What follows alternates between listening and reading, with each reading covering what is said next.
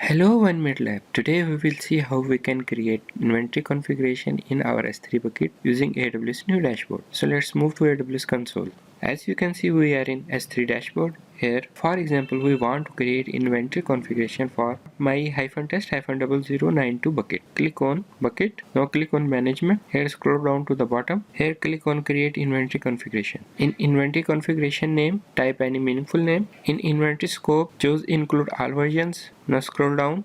In report details, choose this account and click on browse S3. Here choose my-test-0092 and click on choose path. In this path, this will set all reports. Now further scroll down to the frequency, whether we want daily report or weekly report. For example, we want daily reports, so choose daily. In output format, choose CSV. Now scroll down to the additional fields. For example, I want size of an object, last modified date, replication status. Also, we want to see the storage class of the bucket. Now click on create bucket. As you can see, our inventory is created successfully. Now this will send first report after 48 hours and then we will receive daily inventory report. Hope you like this video. See you in next video.